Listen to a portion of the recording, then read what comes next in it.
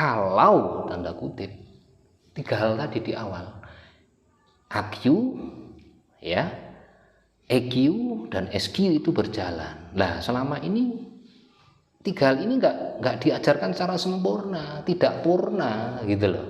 Makanya kemarin itu ada sampai pembahasan apa Kang, pesan dari luhur itu ada satu hal yang belum saya sampaikan.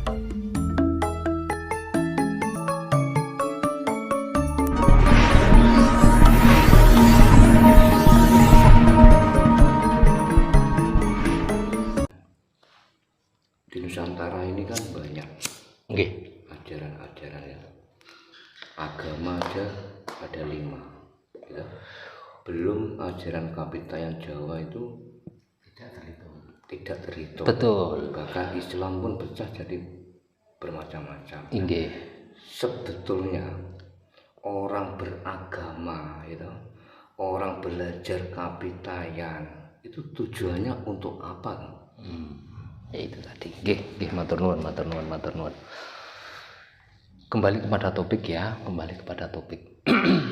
Sebenarnya saya pikir semua ajaran agama itu sebenarnya baik, tinggal pelaksanaan pelaksanaan. Artinya kembali kepada pribadi kepribadian. Cuman ya itu tadi, namanya dalam ajaran agama itu sendiri ada tataran itu harus dilewati. Kadang-kadang kita sudah nyaman pada tataran awal katakan, karena sudah mendapatkan kenyamanan, akhirnya tidak mencari lebih mendalam dan mendasar lagi. Nah, setelah tidak mau menjalani yang mendalam dan mendasar, akhirnya ya menjadi orang yang kaku. Nah, padahal namanya ajaran itu puncaknya adalah kasih sayang. Semuanya lah.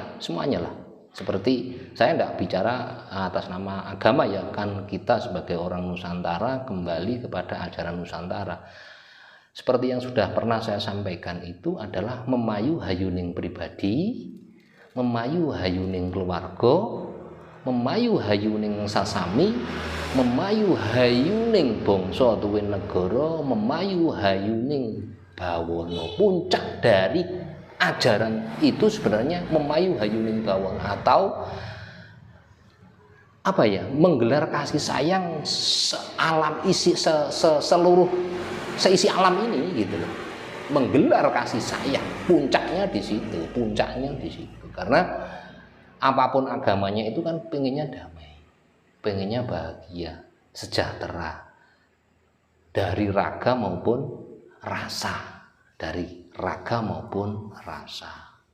Ya monggo lah yang coba jenengan perhatikan, agama itu apa, diwakili oleh siapa yang membawa, itu kan mesti di situ. Ya nyun sewu itu memang begitu. Itu yang saya pahami. Cuman karena background saya ini orang Nusantara, wong Jawa ya, yang diajarkan leluhur saya yaitu tadi, ayo memayu hayuning pribadi, memayu hayuning keluarga, memayu hayuning sasami, memayu hayuning bangsa tuwin negara, dan memayu hayuning bawana. Tapi itu bisa dicapai kalau tanda kutip 3 hal tadi di awal, AQ ya, EQ dan SQ itu berjalan. Nah, selama ini 3 hal ini nggak diajarkan secara sempurna, tidak purna gitu loh. Makanya kemarin itu ada sampai pembahasan apa Kang, pesan dari luhur itu ada satu hal yang belum saya sampaikan, namanya tutuk itu sampai paripurna. Nah, ini yang harus kita cari sampai ajaran paripurna itu sendiri gitu loh Mas Indra. Kurang lebihnya begitu Mas Indra.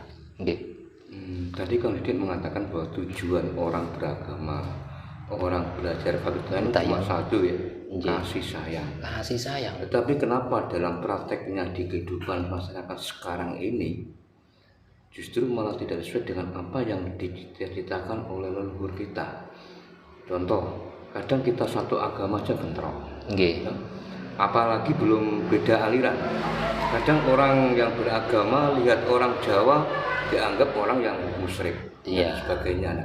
Apakah Seperti itu namanya orang beragama atau orang kapitayan. Itu yang sedikit menjadi permasalahan kita bareng ya, permasalahan kita bareng. Kalau itu kita bahas secara kompleks, ya ini sebenarnya seperti halnya tubuh kan, apunten, seperti halnya tubuh.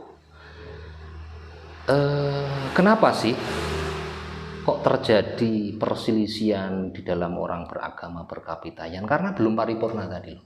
Belum paripurna. Monggo lah, makanya saya mengajak kepada dulur-dulur sedoyo, mengajak kepada masyarakat kita bangsa Nusantara ini, ayolah kembali kepada ajaran leluhur sampai pada paripurna. Seperti contoh ya, ngapunten.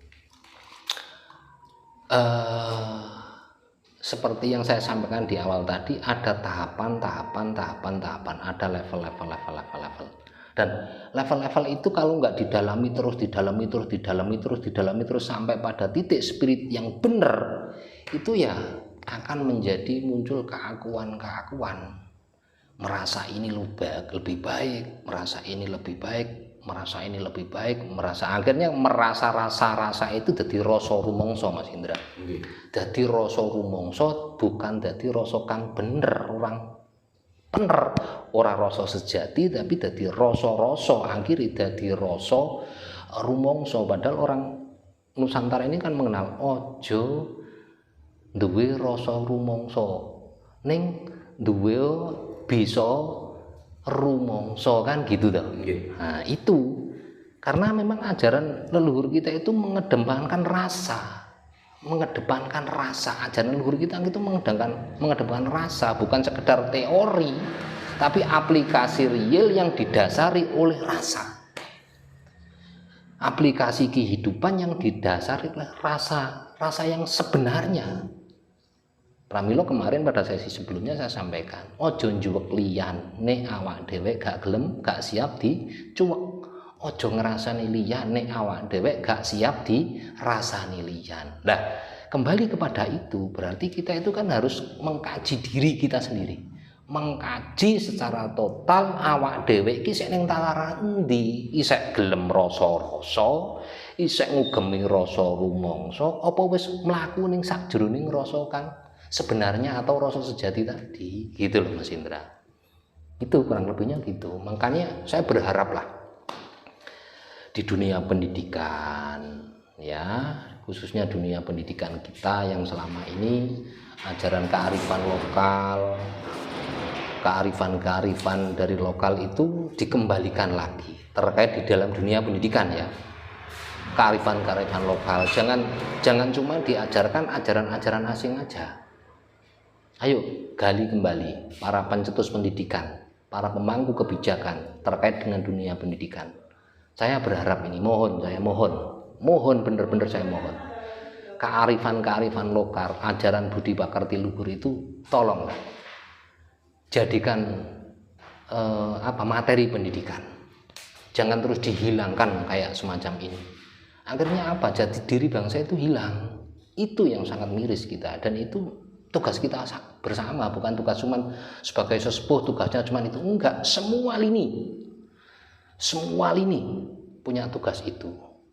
Contohlah negara-negara yang masih ngugemi ajaran leluhurnya. Contohlah, ayo melihat realita yang ada. Kita ini kehilangan akan itu, kehilangan jati diri bangsa. Karena apa ya, metode-metode pendidikan kita itu sudah terusak, bisa dikatakan terusak. Ajaran kearifan lokal, budi pekerti yang luhur itu sudah dihilangkan. Dan sekarang itu lebih mengedepankan cuman otak atik pikiran tanpa mengkaji secara ilmu rasa yang disampaikan leluhur kita lewat kearifan budaya, namanya kearifan lokal tadi, gitu Mas Indra. Saya berharap itu, khususnya para pemangku kebijakan terkait dengan dunia pendidikan. Monggo, saya berharap itu, ayo digugah kembali supaya bangsa ini kembali kepada bangsa kang handarbeni budi pekerti kang luhur, dadi menungso sing nuswantara ini dadi menungso kang jar budi bawa laksana. Gitu Mas Indra.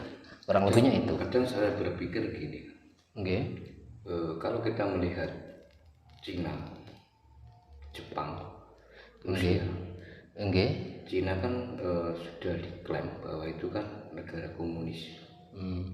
Tapi faktanya negaranya lebih maju daripada negara kita.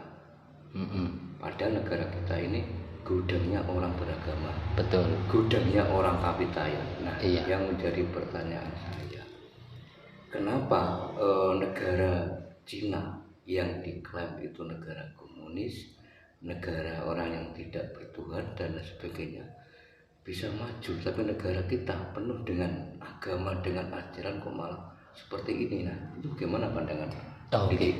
Terima kasih. Ini pertanyaan yang sangat penting dan sangat perlu kita pikirkan bareng-bareng, khususnya sedaya pemangku kebijakan dan semua lini masyarakat, dari yang paling bawah sampai ke pucuk pimpinan yang teratas.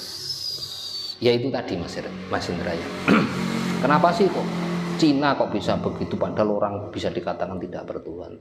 Karena mereka menggunakan 3 hal tadi. Saya sudah sampaikan di awal bahwasanya suatu tatanan itu bisa berjalan dengan baik manakala didukung oleh manusia-manusia yang berkualitas. Lah manusia berkualitas itu pasti 3 hal yang dijalankan. AQ-nya dijalankan, ya toh, EQ-nya dijalankan, SQ-nya. Kalau orang mengatakan negara Cina tidak bertuhan, ya jangan salah. Itu kan pandangan orang yang maaf aja, yang sangat dangkal sekali, hanya sangat dangkal sekali untuk melihat ketuhanan mereka.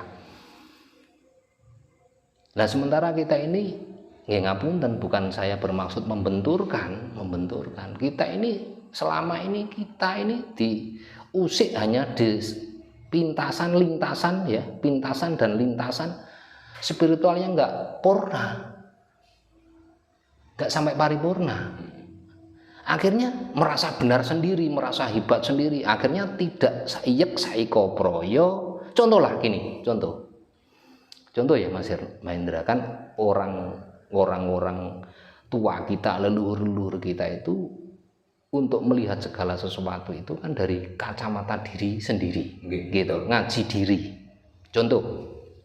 Tak contohkan, kita lapar Mas Indra, kita lapar. Lapar itu yang merasakan mana? Perut toh. Tapi perut masa bisa jalan sendiri tanpa ada dukungan kaki? Sudah menggunakan kaki, perlu melihat, harus ada mata untuk bisa melihat. Mata sudah menunjukkan, sudah tahu. Mata tidak bisa berbuat apa-apa, perut tidak bisa berbuat apa-apa, kaki tidak bisa berbuat apa-apa. Tugasnya tangan untuk mengambil. Gitu, tangan sudah mengambil, ya toh. Kalau cuman digegaman tangan aja juga bisa mengenyangkan, harus membuka mulut.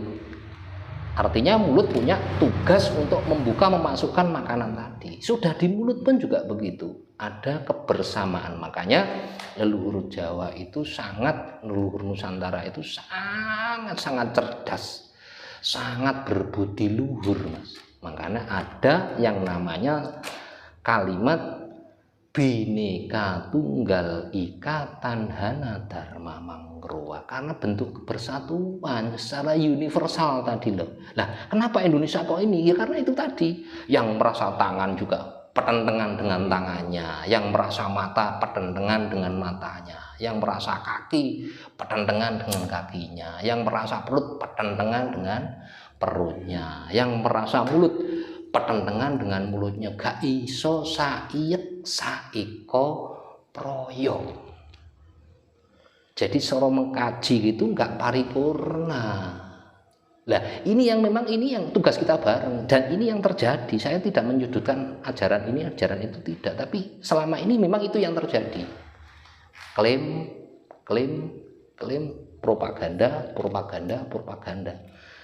dan ngapunten, diakui tidak, memang di Nusantara ini kan terdiri puluhan bahkan ratusan suku, belum agama, belum budaya, belum kepulauan, belum macam-macam. Memang ini bukan sesuatu yang gampang, tapi ayolah kita rangkai bareng-bareng. Ayo kita buka kacamata dari kacamata yang lain, sisi yang lain. Ayolah kita mulai di 2024, mulai semua jajaran dari paling bawah sampai ke pusat. Ayolah saiyek saiko proyo ojo nang de asu gede menang kerai, gak usah merasa bener-beneran. Ayo merasa satu tubuh.